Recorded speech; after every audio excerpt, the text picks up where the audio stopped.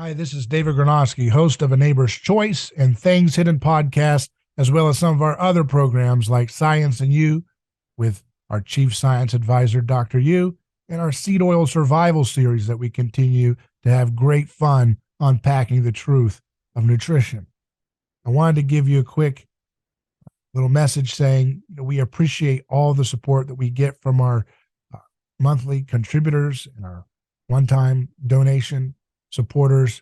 And we'd encourage all of you to go to our website, a neighborschoice.com, click on contribute, and make a monthly pledge today, whether it's $1, $5, 15, 20, 50, whatever you want to do. Doesn't matter. Just be a part of building this new media project that we've developed to empower and inform, to inspire, to kickstart a scientific renaissance, an anthropological breakthrough and reformation in the church. All these things are possible with your support right now. So make that commitment today and help us keep doing the productions that we have. Thank you. Canola oil is one of the healthiest cooking oils.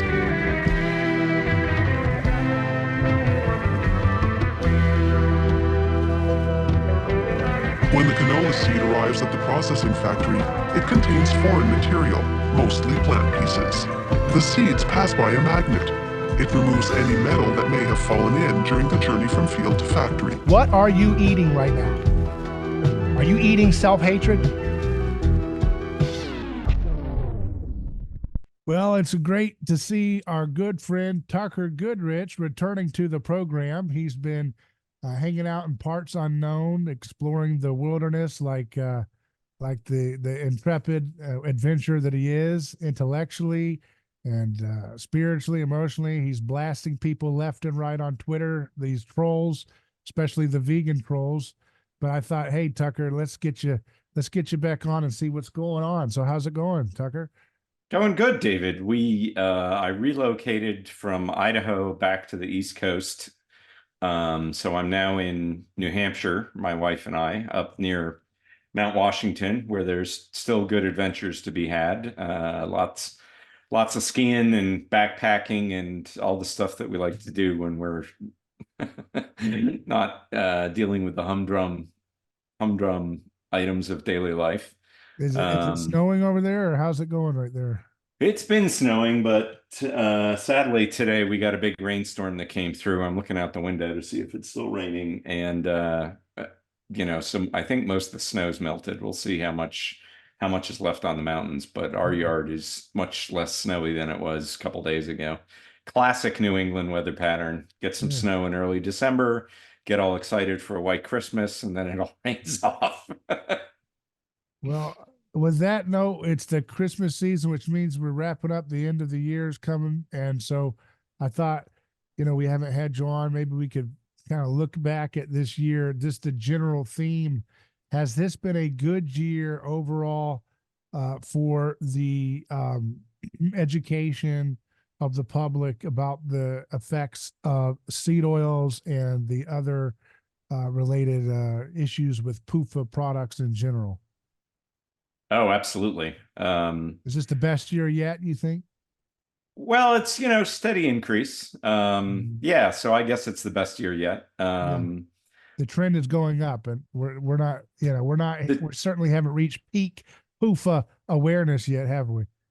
Nowhere close. Unfortunately, I think we'll start seeing that when we start seeing wholesale reformulations of foods, right? And I liken it, yeah, I liken it to what happened with paleo and whole wheat, right? People say we don't hear much about paleo anymore, but probably a year and a half ago, I went into a Costco and started walking around and figuring out what I was going to be able to eat in there, and I realized that basically paleo is mainstream. I mean, you can go to a big box store like a Costco or a Walmart and find all of the things that will allow you to eat a paleo style diet, right? In a lot of these stores, what used to be the gluten-free section is now gone, and all the gluten-free foods have been moved out into the mainstream aisles, right? And my example of that was I was looking for some gluten-free crackers, and they were in the cracker aisle along with all the rest of the crackers. And I turned around and looked at the cookies and just happened to notice that there were gluten-free Oreo cookies of all things, and they were just right in there with all the other varieties of Oreo cookies. So I think that there will be seed oil free cookies and seed oil free Oreos, right? Seed oil free. Exactly. Fritos. Exactly. And when we start seeing it on the labels, and you're starting to see that, right? There are food products out there where it says no seed oils are used in consumption, but it's like, when I got into when I got into it, I didn't get into it. I realized I had to eat gluten-free.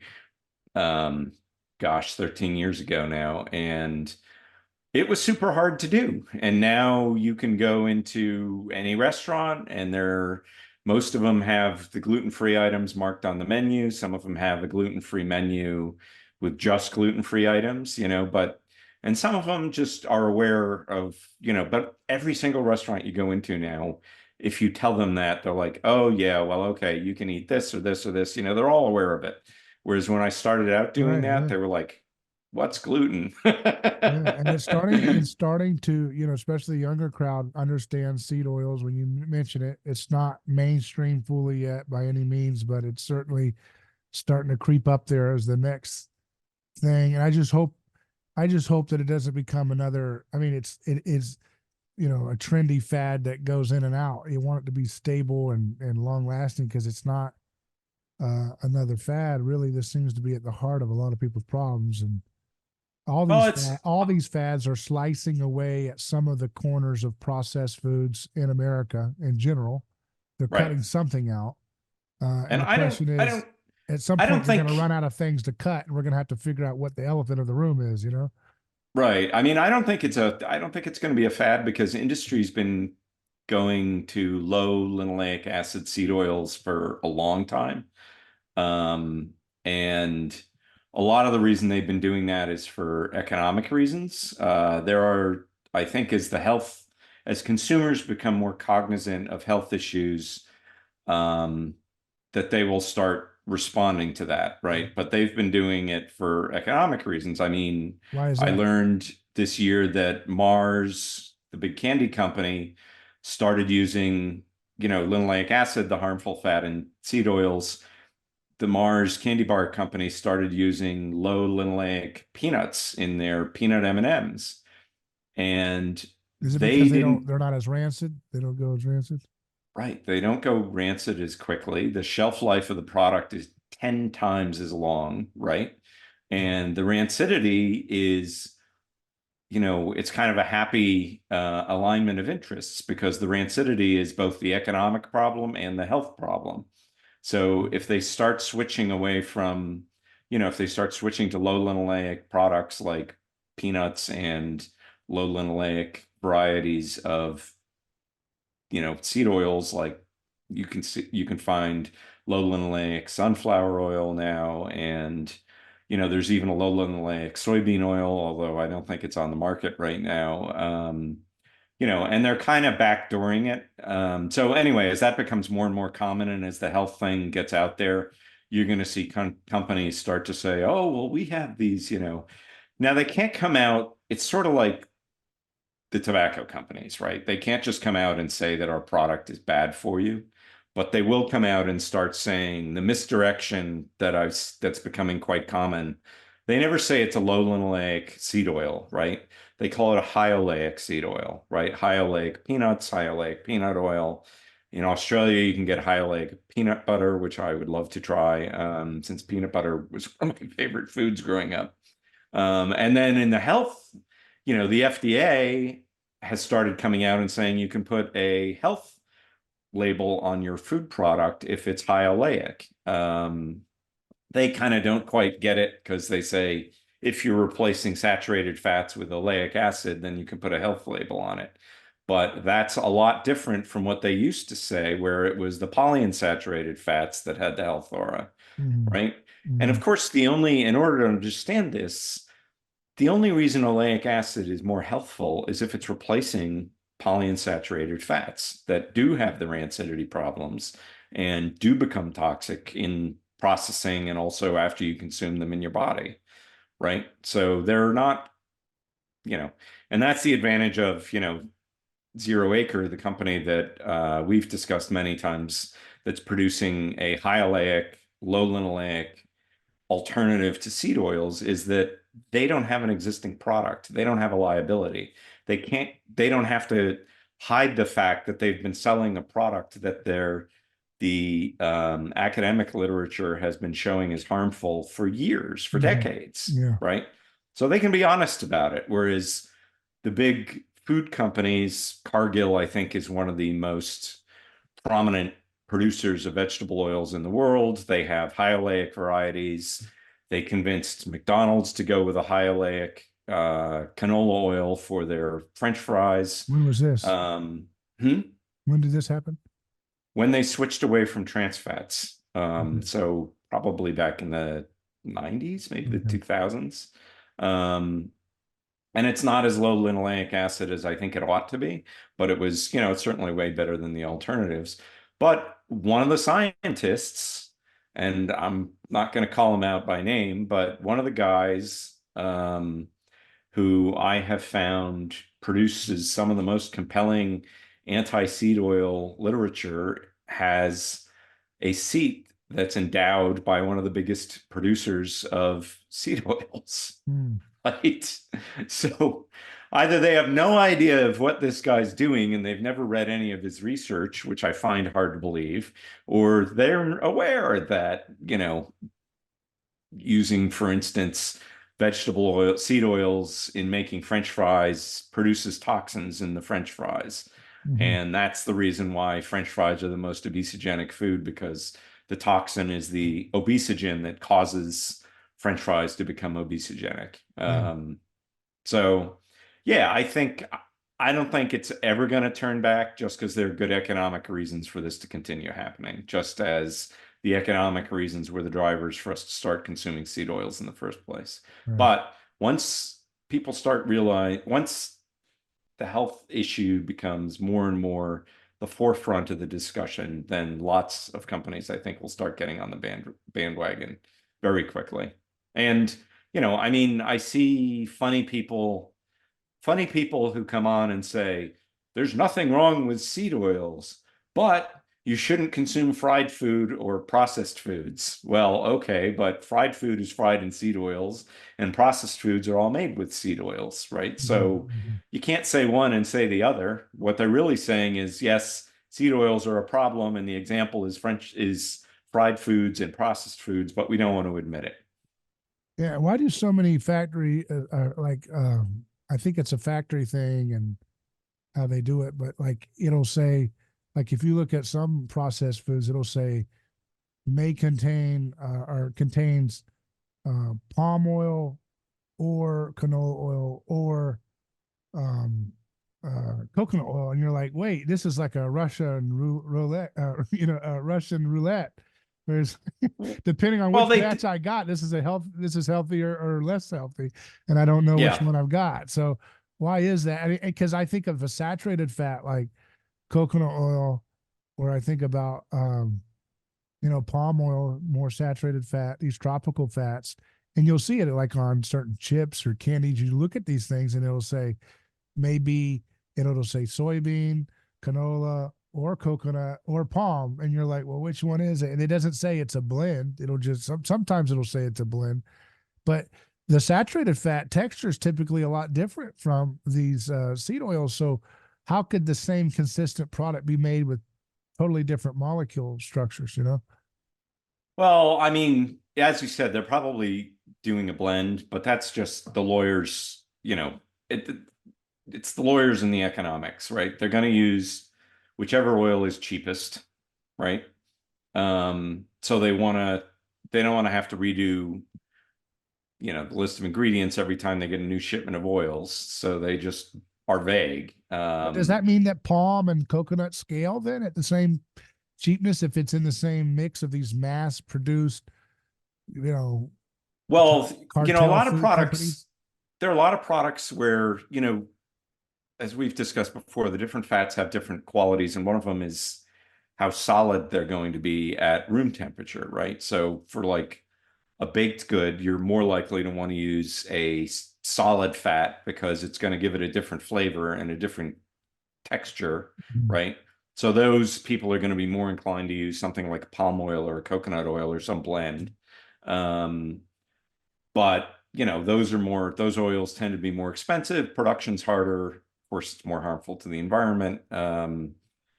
So they're just, they're gonna try and come up with whatever blend is going to meet their requirements. Trans fats, of course, used to be, trans fats were a byproduct of turning seed oils into stearic acid, right? That's the saturated fat. That was in the 90s, right? Yeah, in the 90s. In the 90s, right? Back then we had trans fats. Now we have fat trans. So we've come a long way. Yeah. Progress, I think, is what we call that. Yeah. So, I mean, they used to use, that's what Crisco was. Crisco was cottonseed is mostly made out of linoleic acid. And when you hydrogenate it, you get stearic acid, which is obviously a saturated fat and is a very healthy fat and is great for using in baked goods, which is why vegetable shortenings replaced animal shortenings, because you could get a much more consistent high saturated fat products by using hydrogenation on a vegetable oil. But the problem, of course, was that they produced these trans fats as a side effect, these synthetic trans fats, which your body doesn't know what to do with, and they kind of gum up the works. But on the scale of villains, you have always said trans fats rank much, much lower in your opinion than seed oil fats, right? Or would you say pretty close to the same problematic? Seed oil, yeah. There's only one study I've ever seen that looked directly at trans fats versus seed oil fats versus linoleic acid. And yes, it did. The linoleic acid came out as the bigger villain than the seed oil, than the trans fats. Health effects. And part of the reason is just that the trans fats typically aren't super high concentration, and they're not converting into the toxins that the linoleic acid is converting into. What's the worst for people who are new to the subject matter? Because trans fats just don't get the attention that seed oils are getting on the Twitter conversation and that kind of world. But for those who, again, are kind of new to it and they're confused, what's the worst things about trans fats? What do they do to our health according to the data in terms of? There is some indication that they worsen heart disease. There are, essentially it's, the body can't process them correctly, right? I mean, it's ironic because it's important to note here, there are natural trans fats, which are found in like dairy and beef. Those seem to be very health promoting. It's a surprising fact that your body actually has a problem processing non-trans fats, right? Like a linoleic acid is a non-trans fat. There is a trans version of linoleic acid called conjugated linoleic acid, and that seems to be more healthy. It's a health promoting trans fat. It's found in dairy fat and, and meat, right? And your body, in the process of processing a fat like linoleic acid for fuel, has to convert it from a cis fat into a trans fat, surprisingly enough, right? Your mitochondria can't take up cis fats. They only accept trans fats. So natural trans fats are great, right? There's transvesenic acid, there's conjugated linoleic acid, there are a bunch of other ones that are perfectly fine. Harvard actually patented a trans fat found in dairy because they found it to have health promoting effects and anti-diabetes effects. The problem is with these synthetic trans fats that your body has never encountered before and doesn't quite know what to do with them, and they kind of gum up the works. Harvard did what to the dairy trans fat? What did they do to it? They patented it. How can they do that? It's from dairy. Yes. Well, we could do a whole nother episode on what's wrong with our patent idea. Wait a second. Did they modify something about it? They had to get a patent. Nope. I've thought that's impossible to patent a naturally occurring substance. The same reason why you can't patent vitamin D or orange juice. Well, chalk it up to Congress being idiots yet again. They do indeed have a patent on a naturally occurring trans fat in dairy. So how does that work? They get a royalty? As far as I know, they haven't tried to enforce it. Oh, okay. But they should be getting a royalty on every gallon of milk then, if that's the case, right? Which would be a rather ridiculous outcome, yes, indeed. But yeah, so at any rate, but trans fats are kind of old news because they're mostly out of the food supply. A lot of people get spun up about them because there's some small amount of trans fat still in seed oils, but that's not what the harmful part of the seed oils. That's not the harmful component of the seed oils, right? It's a harmful component, but it's not the main driver of negative health. That's the linoleic acid. If you're in an elevator with somebody and you've got a few seconds to tell them why to stop eating seed oils, what's your go-to point you're going to make? What causes obesity, diabetes, and heart disease? Period. End of story. It doesn't contribute to it. It causes it. It causes it. Yeah. I mean, heart disease, ironically, heart disease is the clearest story. You'll never hear a cardiologist say this, but the cardiology profession has done an enormous amount of research since the 1960s and even before that into the 50s, looking at what causes it. And the only explanation that they have to offer is that their explanation is that oxidized LDL and other oxidized ApoB fats cause heart disease, right? The European Atherosclerosis Society came out with this 2020 consensus statement, and it was rather dishonest. The title was "LDL Causes Heart Disease." But when you read the thing, they're very clear at stating right up there that, they cite the paper that showed that LDL doesn't initiate atherosclerosis, that it has to be oxidized, and that led to the discovery that what gets oxidized in the LDL particle is the linoleic acid, and everything follows from that. Mm-hmm. So there's literally no other explanation on offer in the cardiological literature for what causes heart disease, and it's entirely consistent with the epidemiological evidence, right? I mean, guys will claim, oh, ApoB causes heart disease, but every human has ApoB. Every human doesn't get heart disease. Populations that don't consume seed oils have high ApoB, in fact, higher than Americans do, and they don't get heart disease. Zero rates of heart disease, right? But they're also, so that's consistent with seed oils causing heart disease because they're not eating any seed oils. But they do have. Yeah. If you had the budget and resources of Harvard, what would be ideal study you could conduct or create to try to make a slam dunk? Because I know there's data out there, but if you could, do one, what would it look like to prove this point? Well, you'd want to redo the Lyon Diet Heart Study, right? Which was the most successful dietary therapy to treat heart disease and reduced heart disease by 70%. And this, beg your pardon? When was this done? Came out in 1994. Okay. 1994. I mean, this is not news, right? Yeah. And they reduced unlike all of the polyunsaturated fat interventions, they reduced linoleic acid down and increased an omega-3 fat in the diet, and they had a 70% reduction, right? And it's important to note that omega-3 and omega-6 kind of work together. They also work at odds. So if you have high omega-6, then you can't convert the plant-based omega-3 fats into the long-chain animal-based omega-3 fats that our body actually needs. So I would want to redo that study.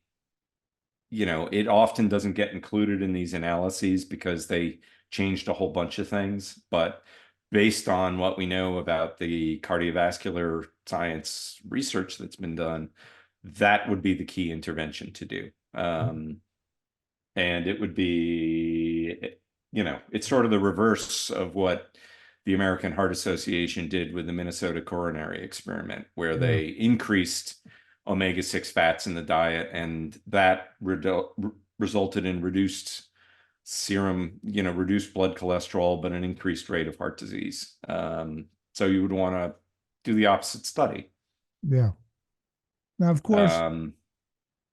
course, besides Harvard, the usual suspects in the cartel media, the PR firms for big business that they are, the PR firms for the, highly corrupt big government that we have, the media continues to push back against this burgeoning interest in resisting seed oils and getting away from them and getting away from high PUFA consumption in general.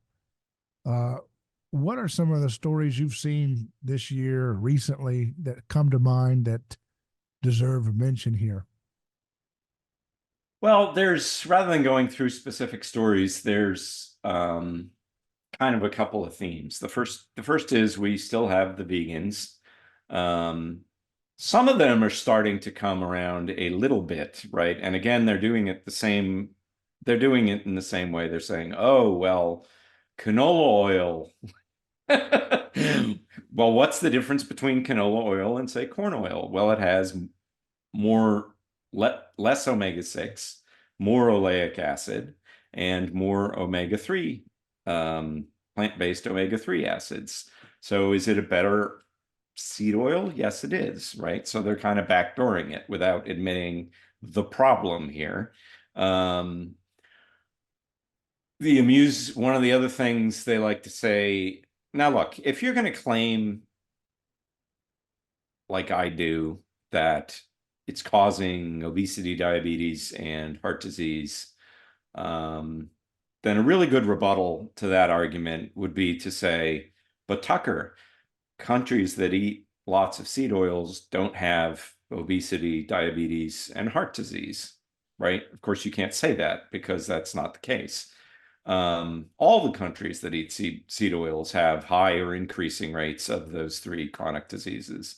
Mm-hmm. So kind of what they then do is they turn around and say, well, there's no human evidence, ignoring that fact, right, that there's a perfect correlation of those three conditions in seed oil consumption all around the world and across time. They say, well, if we give people a little bit more, they don't get worse. And therefore, you can't say that it causes it, right? And why is that a ridiculous argument? Well, it turns out that cigarette smoking, which everybody agrees causes lung cancer, does so from a small, there's a level beyond which smoking an extra pack of cigarettes isn't going to increase your risk of lung cancer, right?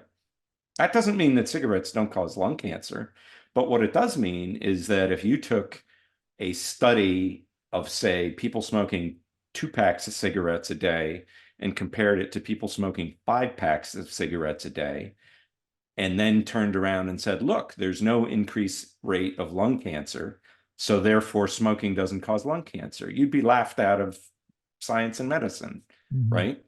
Because the increase happens from, I think it's from like 0 to 1 pack a week increases your risk of lung cancer, right? So that's what all these epidemiological studies are doing. They're all taking populations that have high rates of seed oil consumption, and they're giving them a little teeny bit extra, and they're saying, look, nothing gets worse. Okay, well, that doesn't really tell us anything, right? Yeah.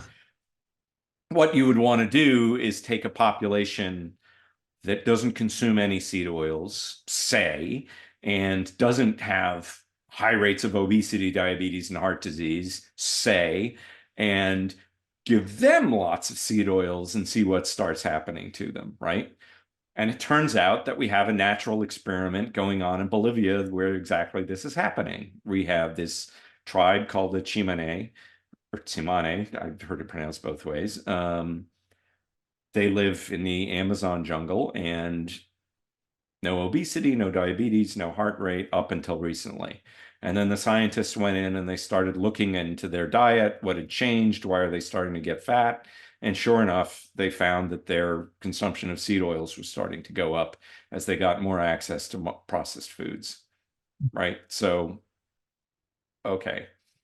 So the only way you can make this argument that there's no human evidence for seed oils and health problems is if you ignore the evidence. Mhm. And that's kind of consistently what happens. And I keep reading these papers, and that's their first claim. And then they kind of concede, okay, but you shouldn't eat processed foods. What's the defining trait of a processed food? Refined carbohydrates and seed oils. And you shouldn't eat fried foods. Well, okay, what's wrong with fried foods? They're all fried in seed oils at this point, right? I mean, hardly anybody, I mean, there's, hardly anybody uses tallow for frying anymore. Right. And I've actually seen studies that just bald-faced lie and say, oh, here's a McDonald's meal. It contains nothing but saturated fat and no polyunsaturated fat. Well, of course, that's ridiculous because we know what the French fries are fried in. They're fried in canola oil, right? So, yeah, but that is progress in getting this argument out there because they're starting to make ridiculous arguments because people immediately are like, well, wait a minute, go to the supermarket and you see videos now where people go to the supermarket. There's actually a gentleman whose name escapes me right at the moment, who just did a documentary on seed oils and the problems with them. And the first thing he did was go to the supermarket and start looking for processed foods that don't contain seed oils. And it's almost impossible to find them. As you noted, at the best you're going to get is may contain palm oil or coconut oil or soybean oil or whatever. So, anybody with any knowledge about the food environment is going to hear that claim and say, well, wait a minute, that's ridiculous. That's Yeah. the problem with fast food is not the French fries fried in beef tallow. Let's just put it that way. We tried that experiment. We got rid of beef tallow from French fries and everybody got fatter. Diabetes rates skyrocketed. We came up with a new disease called non-alcoholic fatty liver disease, which 30% of Americans are now suffering from and is the leading cause of liver failure in the United States. So we tried that experiment and everything got worse. Now, what about places like Taiwan and stuff where they're eating seed oils a lot now, but they still don't have the same rates of diabetes and obesity and heart disease as Americans? Does that give us evidence that there's more factors at play than just seed oils? Because they've been adopted to this seed oil thing like everybody else, but you still don't. You see it increasing, but you don't see it to the same level that you see around America. Well, is there a genetic component to the like, for example, seed oils causing obesity? Does it not? Does it seem to be hit more certain genetic, populations? There is a genetic component, but if you look at populations and seed oil consumption, the area with the lowest consumption of seed oils is Africa. The area with the second lowest consumption of seed oils is Southern Asia. Right. So if you start looking for, so they're, call it 50 years behind us. Right. And if you go read, somebody made this point to me recently, the Vietnamese are very lean. They eat lots of seed oils. And if you type in diabetes epidemic in Vietnam, you will discover that it's skyrocketing as their consumption of seed oils is going up and their obesity is going up. It's far lower than ours, true, but so is their consumption of seed oils. And there's a great book that just came out by a zoologist in Australia named Tony Hulbert called The Omega Balance, and very timely book. He started writing this in 2008. I interviewed him recently. That'll be coming out on my podcast in January. And one of the things that he did was go all around the world and look at what areas are consuming the most seed oils. And so those two areas have the least, based on the UN's data, the least consumption of seed oils, and they have the lowest levels of obesity, right? But it's going up because seed oil consumption is going up all around the world, just because it's cheaper. Why is it not going up to the same degree in America? It's not, America's like 50% obese, whatever. Why is it not hitting Taiwan and these America has the highest consumption of seed oils in the world, I think, except for maybe Kuwait. So they're just they're just not eating as much of it as Americans are. That's right. Is the thought. It's not a genetic thing. It's not a genetic thing that maybe the genetics over there, they don't respond with obesogenic effects to seed oils quite as much, maybe. I mean, there are some genetic factors. I've never seen there's a genetic factor with how the fats in seed oils are converted to longer chain omega-6 fats. Except that seems to make you more likely to have obesity from seed oil consumption. So if you have less upsizing, then that could be protective. But I've not seen that that's a factor in Southeast Asian populations. In fact, they tend to have, like Asia, for instance, or India, for instance, they tend to have the reverse issue. They're more likely to be able to upconvert plant-based fats into the animal fats that our body actually needs because they're on a vegetarian diet. And they have a pressure to be able to produce more of the fats, more of the long chain polyunsaturated fats that our body needs because they're not getting them in the diet to the same extent. But there do seem to be some generational effects, and that may be why America has gotten so bad, where, a That's what I was female who is obese is more likely to have obese offspring who've got, a tendency towards obesity. What do you think is causing that? Is it some kind of gene, or is it some kind of a... No, it seems to be just a decline over time the mother prioritizes delivering the polyunsaturated fats that the body can't produce to the offspring, right? Because now, why would it do that from a survival standpoint if those are toxic fats? Why wouldn't it give it the best fat? Well, yeah, exactly. Seriously. Well, what's interesting is, because that's a great point. The body doesn't discriminate between omega-6 and omega-3 fats, right? Some tissues do, like the brain is very discriminating on what fats it will accept. And we can, that's kind of a side topic why that happens, but it's not 100% discrimination, right? It's not one of the points that Hulbert makes in his book, The Omega Balance, is that your body is very careful about what fats it puts into which tissues, but it's discriminating on saturated fats, monounsaturated fats, and polyunsaturated fats. It can't discriminate between omega-6 and omega-3 fats. And what it wants is the omega-3 fats. And the reason is the omega-3 fats are what your body actually needs for the most part, right? So if you have increased omega-6 fats in your eyes, your vision will be worse. Okay. And that seems to work for synapses between your nerve cells. The omega-6 fats are not as effective as passing these signals on, right? So your body wants the omega-3 fats, which are the ones it's like a Trojan horse effect. It thinks it's getting omega-3s, but it's sucking up a lot of omega-6. Right, because throughout evolution, you would be getting mostly omega-3 fats because we didn't have the capability to produce high amounts of omega-6 fats up until the last 150 or so years. When agriculture came in, meat acid in the presence of deficiency of omega-3 consumption too, right? So is that... It does. Is that sufficient enough to take care of what it needs in that regard?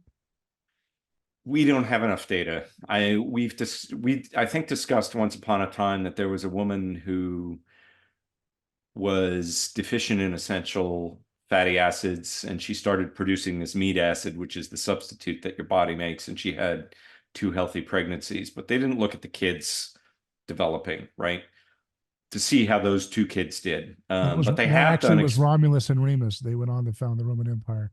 Yeah, that's very funny. Yeah, viewers know they were not Romulus and Remus. But they have done experiments with human infants and baby formula.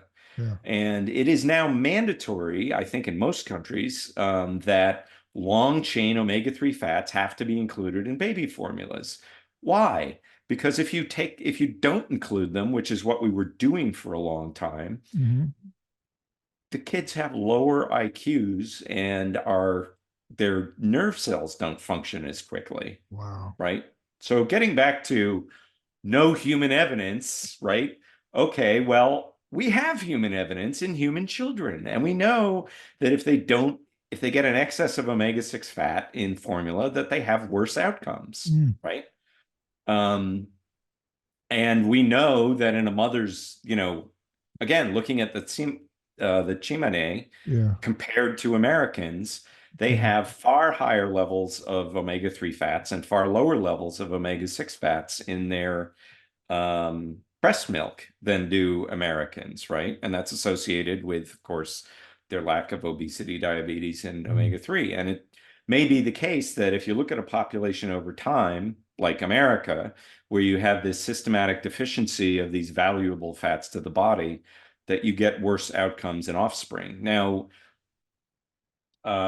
Professor Holbert made another really fascinating point, which is that children who are fed higher levels of omega-6 fats develop higher levels of fat cells in their bodies, right? And that this seems to persist into adulthood. And that may be a predisposition towards obesity. And we talked about that. He does think it's possible that if you're on a healthy, low omega-6, higher omega-3 diet for 10 years or so, that you could take advantage of the fact that your fat cells are dying off and being replaced to get down to a more normal level of the fat cell count in your body. But that's an experiment that we haven't done yet, right? And that gets back to what experiments would I like to see? It'd be, there was a vegan did a podcast and he got this guy, Philip Calder, on, and he started talking to him about all this stuff. And Calder said, well, we're at the level where the only experiments we can do in humans are reduction experiments, right? We're way, way, way past the point where you can add more omega-6 and see more effects because we've been consuming so much for so long. So what we want to start doing is seeing reduction experiments. And that's why, the NIH did a study with migraine and they started reducing they reduced the omega-6 fat content and they saw a very beneficial effect on migraines and chronic headaches in these people. But that's the sort of research that we would need to do now. We'd either need to go to the Chimene and bring in boatloads of corn oil and see what happens to them, or take people who've been eating boatloads of corn oil and take it away from them and see what happens to them, right? Yeah. There have been some experiments that have been done that are kind of like that. There were some paleo diet experiments. There was one done with Aborigines in Australia who have high levels of obesity and diabetes, and they put them on a traditional Aboriginal diet, which of course would be low in seed oils, and they got lean and their diabetes went away. So, but they were changing lots of things, right? They were putting them out in the bush. It wasn't just one intervention. There have only been a handful of studies done that actually do that, and they all show beneficial effects from reducing omega-6 fats in humans. Well, Tucker, it's always great having you on, and I think we've done a great job of surveying the landscape of the anti-seed oil crusade for this year. And I look forward to doing more with you in the new year as we continue this journey together. So thank you for all you're doing. You've been a pioneer voice in this, and now it's becoming more and more mainstream. And I hope millions of people will benefit from this knowledge that you've helped to disseminate. So thanks again. And thank you for having me on, David, and thanks for your support as always. And Merry Christmas. Yeah, Merry Christmas to you. And check out Tucker Goodrich's podcast on YouTube and your blog, yelling-stop.blogspot.com. And that's it for A Neighbor's Choice and Seed Oil Survival, our series here But if you want to stay in touch, you can email me hello@aneighborschoice.com. Thank you.